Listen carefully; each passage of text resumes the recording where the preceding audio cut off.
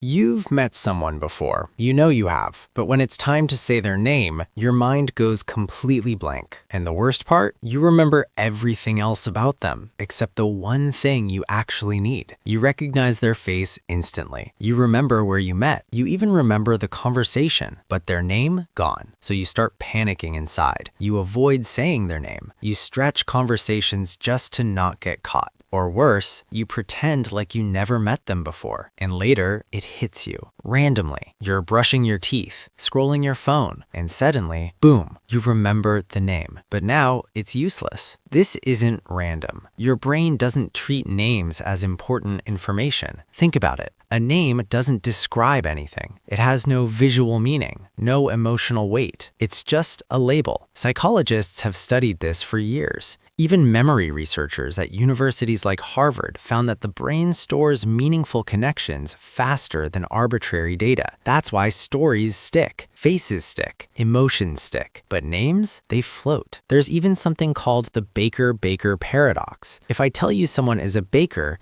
you instantly imagine bread, flour, and oven. But if their name is Baker, your brain does nothing with it. Same word, different memory strength. Because one has meaning, the other doesn't. But here's where it gets uncomfortable. Forgetting names isn't just about how memory works. It's about how you show up in moments. When someone tells you their name, that moment is usually quick, and your brain is not calm. It's scanning, judging, planning. What should I say next? Do they like me? How do I sound? So instead of listening, you're performing. And when you're performing, you're not present. That's why the name disappears. Not because your memory's bad, but because your attention was somewhere else. A lot of people who forget names easily are actually overthinkers. Their mind is too loud to notice simple things. There's another layer most people miss. Names are socially important, but biologically, your brain doesn't need them to survive. Thousands of years ago, humans didn't walk around remembering hundreds of names. They remembered faces, threats, allies. Your brain still works like that. It asks one question: does this matter for survival? And a random name? It doesn't pass the test. That's why your brain quietly drops it without asking for permission. So how do you fix it? Not by trying harder. That doesn't work. You fix it by changing how your brain perceives names. The moment you hear a name, slow down. Don't rush to speak. Repeat it naturally. Nice to meet you, Daniel. That tiny repetition is powerful. Then attach it to something.